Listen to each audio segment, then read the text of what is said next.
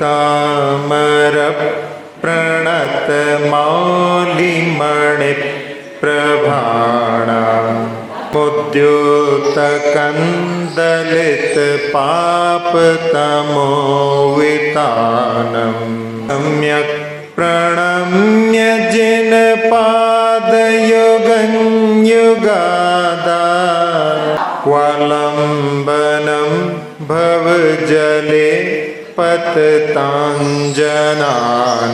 यह संस्तुतः सकल वाङ्मय तत्त्वबोधा दुद्भूत बुद्धिपटुभिः सुरलोकनाथैः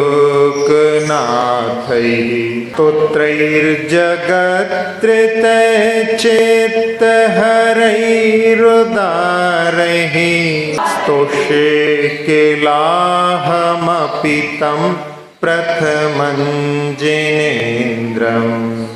कल अपन ने चौथा काव्य लिया था, उसको फिर से उच्चारण कर लेते हैं।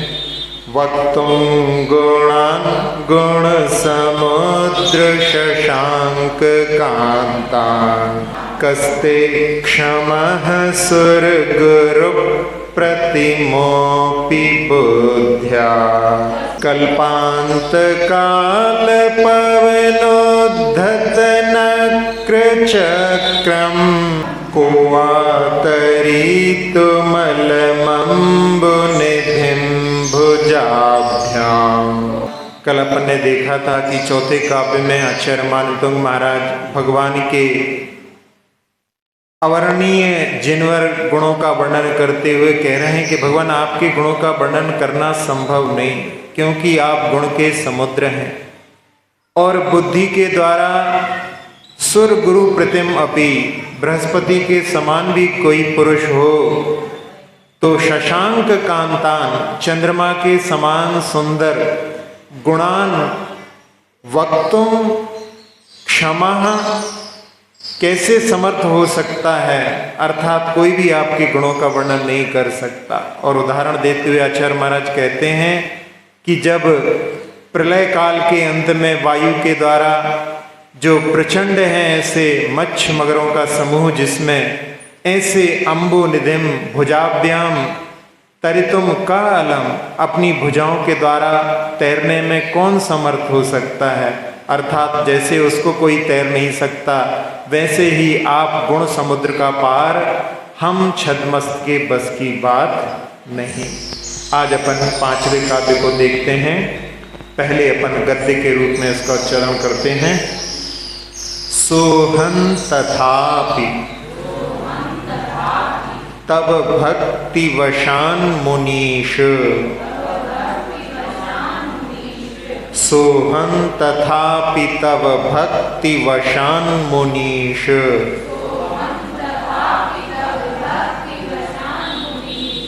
कर्तुंस्तवं विगत शक्ति रपि प्रवृत्तः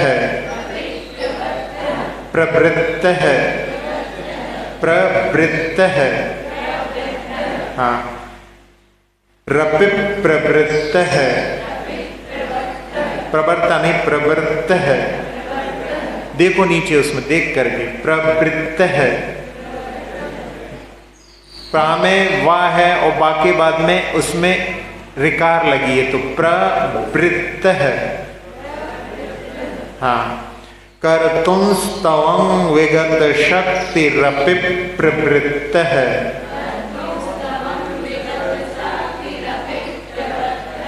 प्रवृत्त है रिकार में ई का उच्चारण होता है, बा में री लगी हुई है, स्वर होता है ना री, तो वो लगा हुआ है तो इसलिए प्रवृत्त है। हाँ कर्तुंस्तवं विगत शक्ति रपि प्रवृत्त है।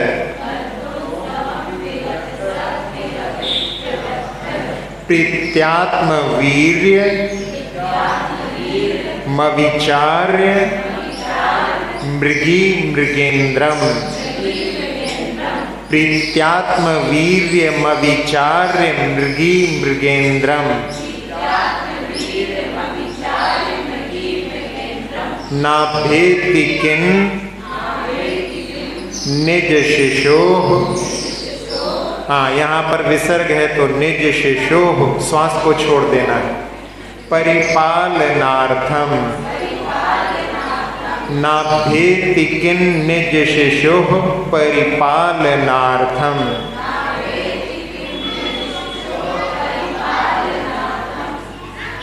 सुहंतथापि तव भक्तिवशान्मुनीश।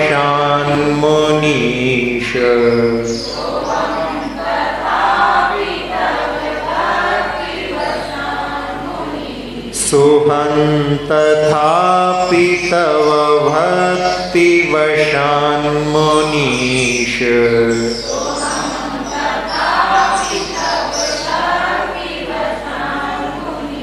कर्तुं स्तवं विगत शक्तिरपि प्रवृत्तः।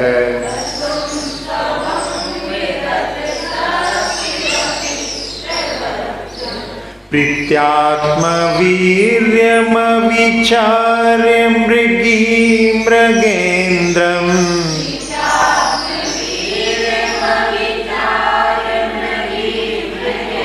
प्रीत्यात्मवीर्यमविचार्य मृगी मृगेन्द्रम्।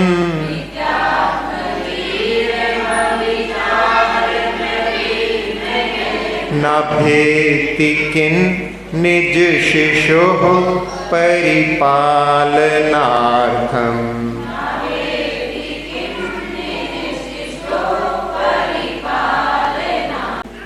इस पांचवें काव्य में आचार्य मानतुंग महाराज भगवान की स्तुति करते हुए सबसे पहले संबोधन दे रहे हैं मुनीश। मुनियों के ईश भगवानों को कहा जाता है। तथापि सा अहम विगत शक्ति अपि सन। वैसा होता हुआ मैं शक्ति से रहित होता हुआ भी भक्ति वशात तब स्तवम कर्तुम प्रवृत्त है। आपका स्तवन करने के लिए प्रवृत्त हुआ हूं, उद्यत हुआ हूं। उदाहरण दे रहे हैं कि जिस प्रकार से मृगी होती है, हिरणी होती है, आत्मवीर्यम अविचार्य अपनी शक्ति का विचार किए बिना ही प्रीत्या निज शिशो परिपालनार्थम प्रीति के कारण में अपने शिशु की रक्षा करने के लिए किम मृगेंद्रम ना भेति। मृग का स्वामी सिंह होता है, मृगेंद्र बोलते हैं, क्या उसके सामने नहीं आ जाती? क्या उसके सामने खड़ी नहीं हो जाती? अपने शिशु की रक्षा के लिए अवश्य खड़ी हो जाती है। इसी प्रकार से यहाँ पर शक्ति रहित होते हुए भगवान मैं आपकी स्तुति के लिए प्रवृत्त हुआ हूँ, उद्यत हुआ हूँ। भले ही मेरे पास शक्ति नहीं है, जिस प्रकार से हिरणी अपने शिशु की रक्षा के लिए सिंह के सामने खड़ी हो जाती है, वैसे ही मैं भी भक्ति के बस में बिना शक्ति के भी आपकी स्तुति करने के लिए तैयार हुआ हूँ। इसमें संबोधन दिया है मुनीश। तो मुनि कौन होते हैं? मुनि की परिभाषा क्या है? ये तो समंतभद्र स्वामी ने मुनियों की परिभाषा बतलाई है। मुनि शब्द की यदि अपन परिभाषा देखें तो चतुर्वेद संघ होता है, उसमें ऋषि, यति, मुनि, अनगार, ऐसे 4 प्रकार के साधुओं का वर्णन आता है। ऋषि कौन होते हैं? रिद्धिधारी जो होते हैं उनको ऋषि कहा जाता है। रिद्धि भी कई प्रकार की होती हैं, आप लोग 64 रिद्धि विधान में देखते हैं। आचार्य पूज्यपाद स्वामी महाराज ने सर्वार सिद्धि में बुद्धि, विक्रिया, तपोबल, अक्षीण, रस, औसत भेदात, ऐसी 7 प्रकार की रिद्धियां बताई। उसमें बुद्धि रिद्धि में कोष्ठ बुद्धि, बीज बुद्धि आदि रिद्धियां होती हैं। कोष्ठ बुद्धि में बहुत समय के बाद में भी, जैसे कोठे में रखा हुआ धान्य बहुत समय के बाद में भी बिल्कुल वैसा का वैसा निकल आता है, वैसे ही अपने मन रूपी कोष्ठ में जिस चीज को सुन रखा है बहुत वर्षों के बाद भी पूछा जाए तो बिल्कुल वैसा ही वैसा निकलता है। बीज बुद्धि में जैसे बीज में वृक्ष छुपा रहता है, बट का बीज इतना छोटा होता है, खसखस के दाने से भी छोटा होता है, और उसमें बट वृक्ष कितना बड़ा होता है। यहाँ तो कुछ भी नहीं, कलकत्ता के बॉटेनिकल गार्डन में एक बट वृक्ष है जो एकड़ में फैला हुआ है। उस छोटे से बीज में इतनी शक्ति होती है। ऐसे ही बीज बुद्धि रिद्धि के धारी मुनिराज छोटे से शब्द की, छोटे से अक्षर की व्याख्या करें। आगम में वर्णन आता है कि एक मुनिराज अथ शब्द की व्याख्या 6 महीने तक भी करते रहे तो भी पूर्ण नहीं हुई। अथ शब्द होता है ना, जैसे आप लोगों ने महाभारत में आता था अथ श्री महाभारत कथा। अथ शब्द का जो शुरू है ना, अब यहाँ से महाभारत की कथा प्रारंभ हो रही है, तो उसके पहले जो अथ शब्द है उसकी व्याख्या 6 महीने तक करते रहे तो भी वो पूर्ण नहीं हुई। तो ऐसी बीज बुद्धि होती है। फिर इसके बाद में विक्रिया रिद्धि। आप लोगों ने विष्णु कुमार मुनिराज की कथा सुनी होगी कि जिनके पास में रिद्धियां प्रकट हो गई थी लेकिन उनको ज्ञान नहीं था, और उन्होंने जब अपनी विक्रिया रिद्धि की परीक्षा के लिए हाथ फैलाया तो मेरू तक वो हाथ पहुंच गया। फिर इसके बाद में तप रिद्धि, जिसमें महान तप करने के बाद में भी उनके शरीर पर कोई प्रभाव नहीं पड़ता और शरीर दीप्त होता जाता है, ऐसे दीप्त तप्त रिद्धियां होती हैं। बल रिद्धि, मन बल, वचन बल, काय बल रिद्धियां होती हैं। बड़े बड़े कायोत्सर लगाने के बाद में भी उनके शरीर में कोई पीड़ा नहीं होती। अंतर मुहूर्त में पूरे द्वादशांग का पाठ कर लेते हैं लेकिन जिह्वा कंठ आदि में कोई तकलीफ नहीं होती, वो बल रिद्धि होती। औषध रिद्धि, जिनके शरीर की वायु यदि किसी रोगी के लिए स्पर्श कर जाए तो उसके रोग दूर हो जाते हैं। इस प्रकार की कई प्रकार की औषध रिद्धियां होती हैं। अक्षीण रिद्धि में जहाँ अक्षीण संवास और अक्षीण महानस, ऐसी 2 रिद्धियां होती। छोटी सी गुफा में मुनिराज बैठे हैं, वहां पर चक्रवर्ती का कटक भी आ जाए तो भी वहां पर किसी के लिए बाधा ना हो।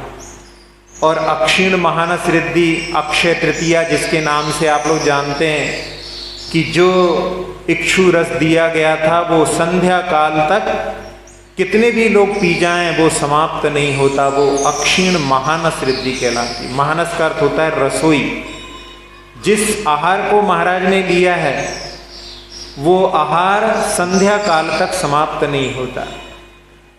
एक मुनिराज ने आहार किया, उन्होंने दूध और दही नहीं लिया था, बाकी जो आहार लिया था वो तो संध्या काल तक अक्षुण्ण रहा, लेकिन दूध दही नहीं लिया था, वो जल्दी खत्म हो गई। तो ये कहलाती है अक्षीण महानस रिद्धि। और इसके बाद में रस रिद्धि, कि जिनके हाथ में नीरस रस भोजन भी जो है सरस बन जाता है, या इसका अर्थ आचार्य अकलंग देव ऐसा भी करते हैं कि जिनके वचन सुन करके जो मरणासन व्यक्ति है उसके लिए भी वहाँ पर जीने की शक्ति प्राप्त हो जाती है, वो रस रिद्धि कहलाती है। तो इनके धारी जो होते हैं वो ऋषि कहलाते हैं। इसके बाद में मुनि। मुनि कौन होते हैं? जो प्रत्यक्ष ज्ञानी होते हैं वो मुनि कहलाते हैं। प्रत्यक्ष ज्ञान कौन कौन से हैं?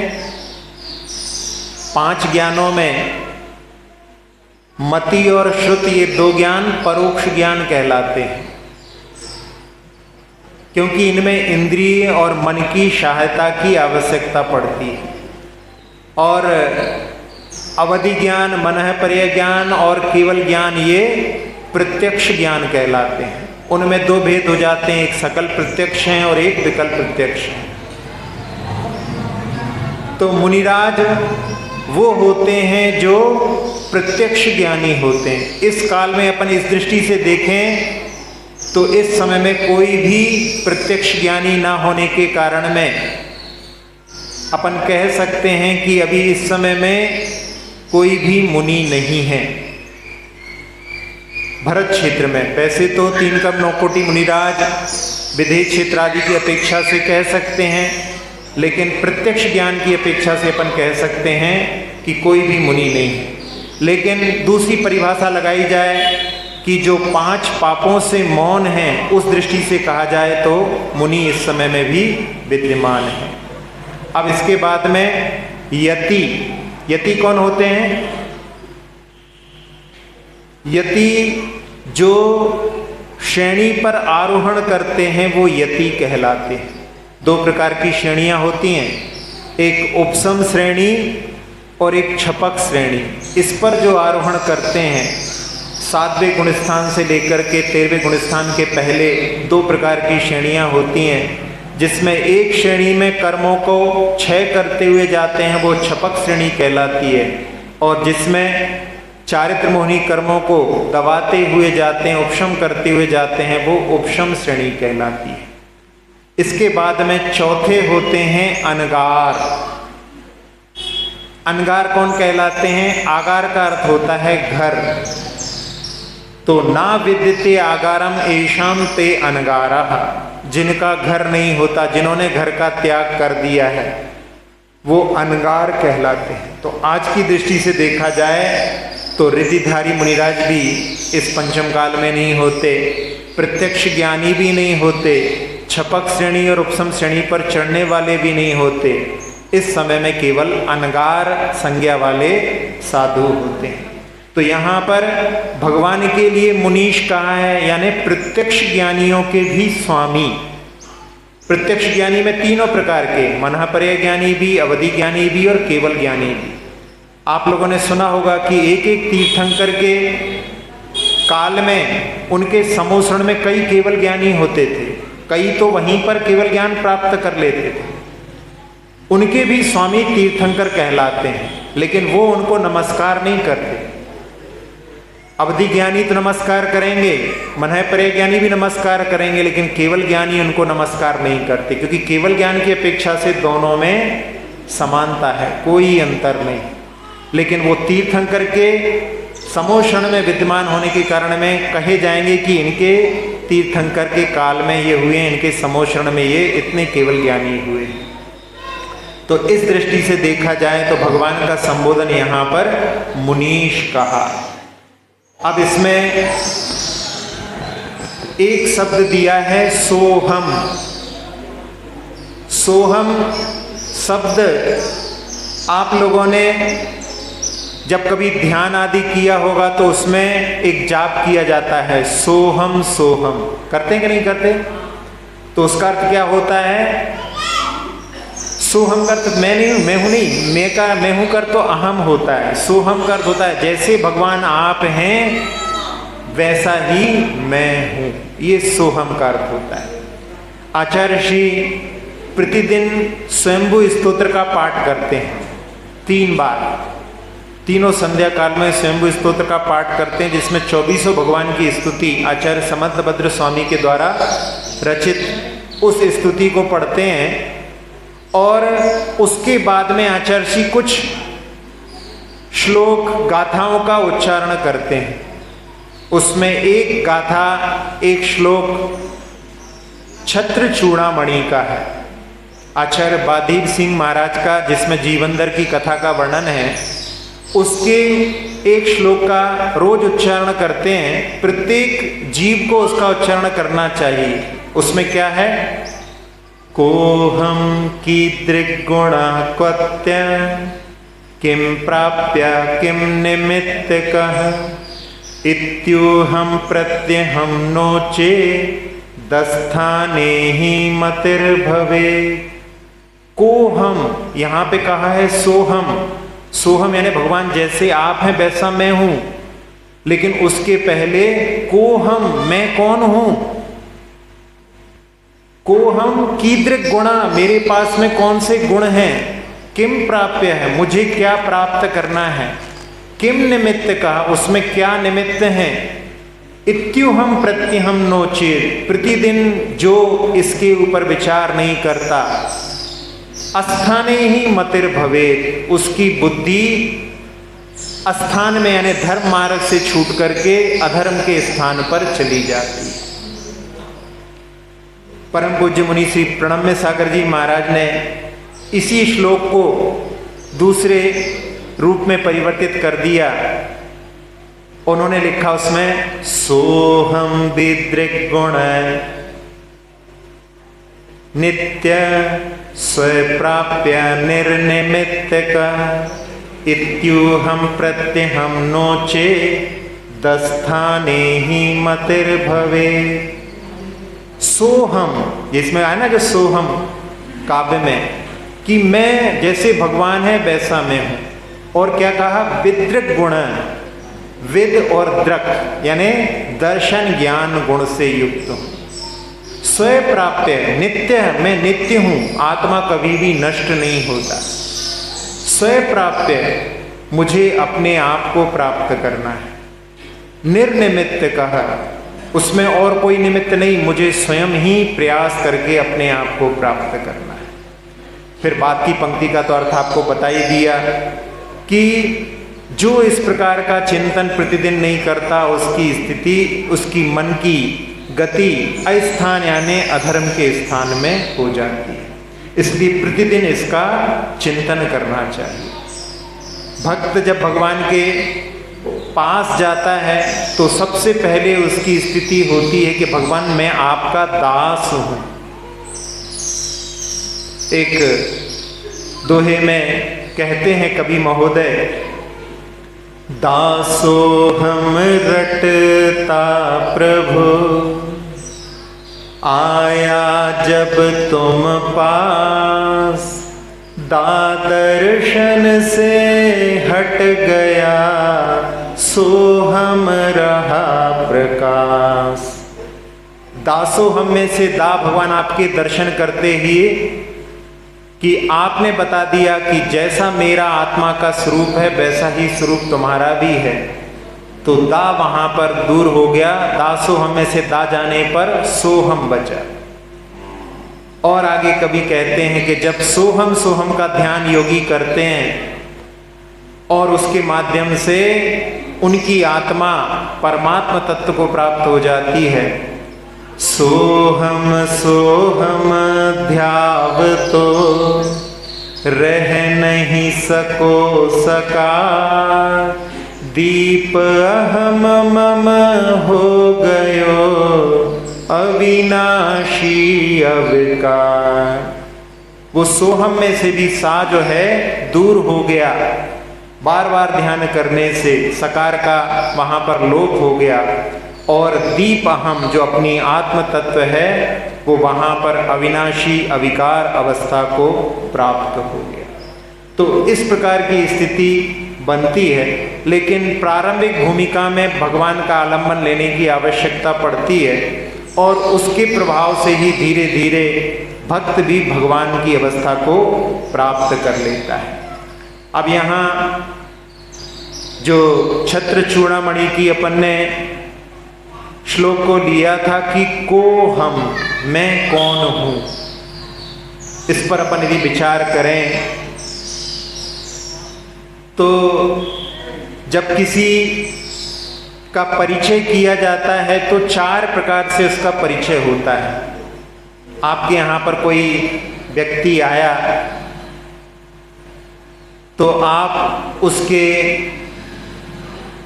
द्रव्य क्षेत्र काल भाव की अपेक्षा से उसका परिचय करते हैं। उसका क्या नाम है, वो कहाँ से आया है, उसकी उम्र कितनी है और वो करता क्या है। तो ये द्रव्य क्षेत्र काल भाव इसकी अपेक्षा से परिचय होता है। अब हम अपने आप के लिए देखें कि हम कौन हैं। अब द्रव्य की अपेक्षा से हम देखें तो हमारा शरीर हमको दिखाई देता है, तो हम अपने आप को क्या मानने लगते हैं कि हम शरीर हैं। क्षेत्र जिस जगह पर हम रहते हैं उससे हमारी पहचान होने लगती है। कुछ लोग यहाँ पर देखो वाले कहलाते हैं, कुछ क्रिकेट वाले कहलाते हैं, कुछ लोग बामोर वाले कहलाते हैं। तो ये सब पहचान उस क्षेत्र के माध्यम से हो रही है। लेकिन वो पहचान कैसी है हमारी? हमेशा स्थायी रहने वाली नहीं। फिर काल की अपेक्षा से देखें अपन तो जिसकी जितनी उम्र है उसकी उतनी, लेकिन यदि हम आत्मा की ओर दृष्टि डालें तो आत्मा की कोई उम्र नहीं। आत्मा कब से है? हमेशा से है, उसकी कभी उत्पत्ति नहीं होती। और क्या करते हैं हम?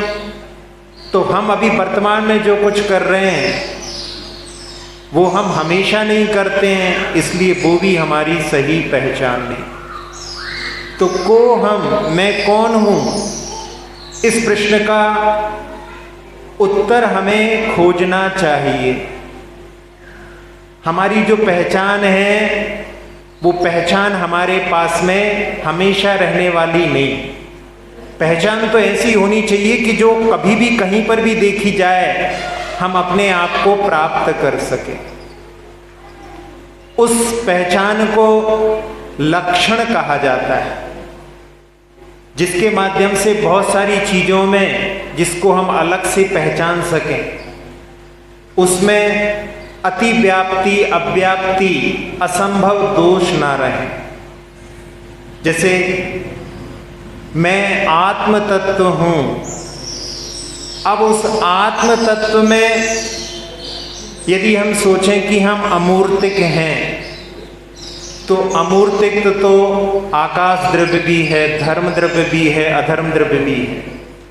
तो ये क्या हो गया? अति व्याप्ति दोष हो गया। फिर यदि हम समझें कि हम राग द्वेष से युक्त हैं, तो सारे जीव राग द्वेष से युक्त नहीं होते। सिद्ध परमेष्ठी राग द्वेष से रहित भी हैं, तो ये अव्याप्ति दोष हो गया। और हम स्पर्श रस गंध वर्ण युक्त हैं, तो ये असंभव दोष हो गया, क्योंकि आत्मा में स्पर्श रस गंध वर्ण नहीं पाए जाते। तो फिर मेरा परिचय क्या? जिसमें श्लोक में हमने कहा था कि सोहम विदृक गुणा, ज्ञान दर्शन, ये दो गुण ऐसे हैं जो हमेशा हमारे साथ में चलते हैं। ये कभी भी हमारे आत्म तत्व से पृथक नहीं होते। जब कभी भी पहचान की जाए तो इनके माध्यम से हम अपने आप को जान सकते हैं। एक व्यक्ति किसी दुकान पर सामान लेने के लिए गया और सामान खरीदने के बाद में उसने बड़ा नोट दिया। उसने कहा भाई हमारे पास खुले नहीं है, छुट्टे नहीं है। तो उसने कहा ठीक है मैं कल ले जाऊंगा बाकी के पैसे। उसने कहा ठीक है, वो चला गया। घर पहुंचने के बाद में जब रात में वो शयन करने लगा तो सोचने लगा कि मैं किस दुकान से सामान लेकर के आया हूं। मैंने उस दुकान का बोर्ड तो पढ़ा ही नहीं था। अब मैं कल किस दुकान पे जाकर के पैसे वापस लेकर के आऊंगा, उसकी पहचान कैसे करूंगा। तो उसने सोचा कि मैं सोचूं क्या क्या वहां पर था जिससे मैं पहचान सकूं। तो उसको ख्याल आया कि उस दुकान के सामने एक गैया बैठी हुई।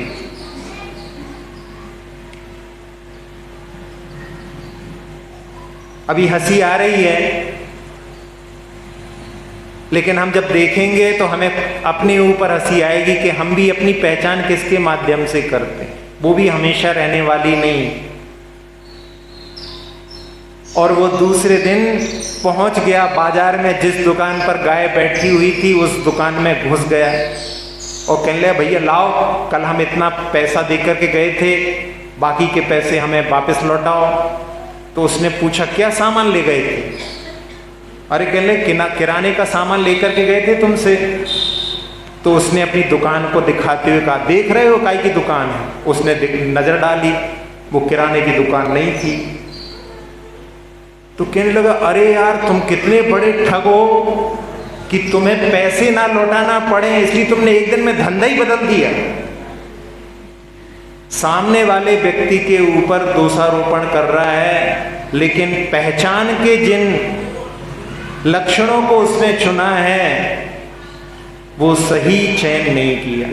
आप लोग शिखर जी की यात्रा तो सभी लोगों ने की होगी। वहां पर एक कूट है जहां पर बंदर प्रायः मिलते हैं। कौन का? अभिनंदन नाथ भगवान का कूट। क्या नाम है उसका? आनंद कूट नाम। यदि आप मान लो आप आनंद कूट पर जाओ और कोई बंदर ना मिले तो आप क्या कहोगे कि अभिनंदन नाथ भगवान का कूट नहीं है। पहचान यदि अपन बंदर से बनाएंगे तो वो सही पहचान नहीं। ये बात अलग है कि अपन जब जाते हैं वहां पर बंदर मिल जाते हैं तो अपन कहने लगे कि ये बंदर जिस कूट पर हो अपन उसको पहचान लो कि अभिनंदन नाथ भगवान की कूट है, लेकिन ये सही पहचान नहीं है। ऐसे ही हम अपनी आप की पहचान जिस ऊंचाई से, जिस शरीर से, जिस उम्र से, जिस क्षेत्र से, जिस काम से मान रहे हैं वो हमेशा हमारे साथ में रहने वाली नहीं। अपने आप की पहचान करने के लिए आचार्य मानतुंग महाराज ने कहा है कि सो हम, मैं वैसा हूं जैसे भगवान है। अब अपन देखें कि भगवान इनके पास में जो है वो शुद्ध ज्ञान दर्शन है, और हम भगवान जैसे हैं तो हमारे पास में जो कुछ है वो सब क्या है? वो सब कर्ज लिया हुआ है कर्म का हमने, वो सारी सामग्री हमारे पास में है। कोई आजकल के समय ऐसा रहता है, कई लोग व्यक्ति दिखाते हैं कि देखो हमारे पास में क्या क्या है, लेकिन जब उनकी पासबुक देखा जाए तो पता पड़े कि यहाँ का लोन चुका रहे हैं, वहाँ का लोन चुका रहे हैं। किस पर ठसक दिखा रहे हैं? सब वहाँ पर उनका लोन लिया है उसकी ठसक दिखा रहे हैं। तो हम भी यहाँ पर उस कर्म के द्वारा जो हमने कर्ज लिया है उसकी ठसक पर हम ये अपनी परिचय बता रहे हैं, वास्तव में वो हमारा परिचय नहीं है। ये शरीर नाम कर्म का लोन लिया हुआ है। इस शरीर में हम जितने समय तक ठहरेंगे आयु कर्म, वो हमारा आयु कर्म का लोन है। तो हमारा स्वरूप जो कुछ हमने लिया है, जो कुछ सब कुछ यहाँ पर छूट जाएगा, और जो शुद्ध अवस्था जो प्राप्त होगी, जो भगवान ने प्राप्त की है, वही हमारा स्वरूप है। उसी के लिए यहाँ पर कहा है कि सो हम, ऐसे स्वरूप को प्राप्त हमें करना है जो भगवान ने प्राप्त किया है, इसलिए यहाँ पर ये कहा गया है। अब अपने उस स्वरूप को प्राप्त करने के लिए हमें भगवान का सहारा, आलंबन, भक्ति का आलंबन लेना आवश्यक है, क्योंकि प्रारंभिक भूमिका में यदि हम आलंबन नहीं लेते तो हम अपने वास्तविक स्वरूप को प्राप्त नहीं कर सकते। आचार्य कुंद महाराज की एक प्रिय गाथा है जो उनके सारे ग्रंथों में पाई जाती है। आचार्य कुंद के चाहे वो समय सार हो, चाहे वो प्रवचन सार हो, चाहे पंचास्तिकाय हो, चाहे अष्टपाव हो, एक गाथा सब में पाई जाती है। कोई बताएगा? कौन सी गाथा जो सब ग्रंथों में पाई जाती है? वो गाथा है अरस मरुवम गंधम अबत्तम छेदना गुणमसद्दम जान अलिग गहणम जीवमणि दिठ संठाणम। अपना परिचय उसमें दिया गया है कि मैं रस से रहित हूँ, रूप से रहित हूँ, स्पर्श से रहित हूँ और कोई निश्चित संस्थान भी नहीं है। जैसा शरीर प्राप्त होता है वैसा आत्मा उस रूप में ढल जाती है। हाथी जैसा भी शरीर प्राप्त करके आत्मा बड़े रूप में फैल जाती है। हाथी तो कुछ भी नहीं है, ब्लू व्हेल होती है। अभी ज्ञात विश्व में जो सबसे बड़ी ब्लू व्हेल होती है 30 हाथी के बराबर उसका शरीर होता है। उसकी जिह्वा अकेली ही हाथी के बराबर होती। तो आत्मा जब विस्तार करती है तो इतने बड़े रूप में भी फैल जाती है, उसका कोई निश्चित संस्थान नहीं और उसको हम किसी चिन्ह से पहचान भी नहीं सकते। केवल ज्ञान दर्शन एक जो है जिसके साथ में हमेशा बने रहते हैं वो हमारा वास्तविक स्वरूप है। जब इंद्रभूति, गौतम, अग्निभूति, वायुभूति ये तीनों भाई जो कि बड़े प्रकांड विद्वान थे भगवान के चरणों में पहुंचते हैं और इनके मन में कुछ शंकाएं बनी हुई थी। इंद्रभूति के मन में शंका थी कि आत्मा का भी कोई अस्तित्व अलग से है क्या? भगवान महावीर ने वहां पर उपदेश देकर के कि ये प्रश्न कौन करता है, ये शंकाएं कौन उत्पन्न करता है? वही आत्म तत्व में ही ये शंकाएं उत्पन्न होती। अग्निभूति के मन में शंका थी कि ये कर्म भी क्या कोई चीज है, इसका भी कोई अस्तित्व है? भगवान महावीर ने कहा कि संसार में जितनी भी विचित्रता दिखाई दे रही है वो सब कर्म का ही खेल है। यदि कर्म नहीं होता तो सारा संसार एक रूप में दिखाई देता, लेकिन कोई धनी है, कोई निर्धन है, कोई गोरा है, कोई काला है, ये सारी विचित्रता पूरे संसार की उस कर्म के माध्यम से, कर्म के ही सिद्धांत को प्रतिष्ठापित करने वाली। और वायुभूति के मन में शंका थी कि ये शरीर आत्मा से भिन्न है क्या? तब भगवान ने कहा कि तुम अपने शरीर के लिए क्या कहते हो? तुम कहते हो कि ये मेरा हाथ है, ये मेरा शरीर है। तुम कभी ये नहीं कहते हो कि मैं शरीर हूं, मैं और मेरा। इसका मतलब है कि तुम्हारा मेरा कुछ अलग है और मैं कुछ अलग हूं। इस प्रकार से वहां पर उन्होंने उनके मन में जो शंकाएं थी उनको दूर किया और उसके माध्यम से उनके लिए समीचीन ज्ञान दर्शन प्राप्त हुआ और वो आगे मुक्ति के पथ पर बढ़ गए। इस लोक में 3 तरह के लोग रहते हैं। बहुतायत तो ऐसे लोग हैं जो हमेशा क्या सोचते हैं कि व्हाट आई हैव, हमारे पास में क्या है। बाहर की जो चीजें हैं उनको एकत्रित करके वो अपने आप को बड़ा समृद्ध समझते हैं, यानी सब जो कर्ज ली हुई चीजों पर ही, लोन की ही जिंदगी जीते हुए अपने आप को धनी समझते हैं। दूसरे इनसे ऊपर उठने वाले होते हैं, वो वहां पर चिंतन करते हैं कि व्हाट आई डू, मैं क्या करता हूं। जब ये प्रश्न उनके मन में उत्पन्न होता है तब क्या अच्छा है क्या बुरा है, इस पर उनकी दृष्टि जाती है। और इनसे ऊपर उठ करके जब व्यक्ति सोचता है कि व्हाट आई एम, मैं क्या हूँ, वहाँ से धर्म का मार्ग प्रारंभ होता है। तो यहाँ आचार्य मानतुंग महाराज ने सोहम, मैं वैसा हूँ,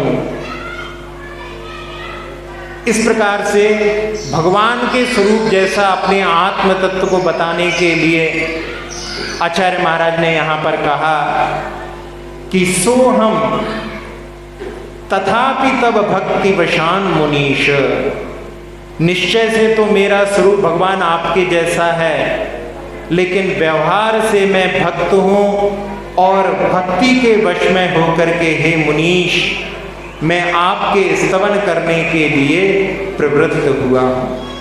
इसी प्रकार से यहाँ पर आचार्य मानतुंग महाराज कह रहे हैं कि हे भगवान, हे मुनीश, मुनियों के स्वामी, हे प्रत्यक्ष ज्ञानियों के स्वामी, भक्ति के बस में होकर के, शक्ति रहित होकर के भी मैं आपकी भक्ति में प्रवृत्त हुआ हूँ। और उदाहरण में कह रहे हैं कि जिस प्रकार से मृगी अपनी शक्ति का विचार किए बिना अपने शिशु की रक्षा के लिए क्या मृगेंद्र के सामने, क्या सिंह के सामने नहीं आ जाती, अर्थात अवश्य आ जाती है। इस प्रकार से इस पांचवें काम में आचार्य महाराज ने व्यवहार, भक्ति और निश्चय से अपने आत्म स्वरूप को जानने के लिए भी प्रेरणा इस सोहम के शब्द के माध्यम से अपने लिए दी है। सभी लोगों के लिए इसके माध्यम से जब पाठ करें तो सोहम के माध्यम से कि भगवान में जैसे गुणों को उन्होंने प्रकट कर लिया है, भगवान की जो वर्तमान अवस्था है वो हमारा भविष्य हो, और भगवान का जो भूतकाल है वो हमारा वर्तमान काल जैसा है। हम भी भगवान जैसी अवस्था को प्राप्त हों, भक्ति के वशीभूत होकर के हम आगे चल कर के परमात्म अवस्था को प्राप्त करें। अब अपने इस काव्य के अर्थ को जो प्रतिदिन देखते हैं उच्चारण के रूप में देख लेते हैं। स्तोत्र ये निराला, सब दुख को हरने वाला, आओ पढ़े भक्तामर, गुण की है ये माला। स्तोत्र ये निराला, शक्ति रहित भी होते जिन राज करता स्तवन, भक्ति के वश में होकर रंगी प्रेम ज्यों मृगीवन, रक्षार्थ निज शिशु को सिंह आगे जा संभाला। आओ पढ़े भक्तामर, प्रभु गुण की है ये माला। स्तोत्र ये निराला, अक्षर पद मात्रा से दूषित वचन अगर ममहीन रहे, और प्रमाद कषाय के वश में सम्यक अर्थ विलीन किए। जिन वाणी माता मेरी उन सब त्रुटियों को क्षमा करें, आशीष शीघ्र हम सबको केवल लब्धि रमा मिले।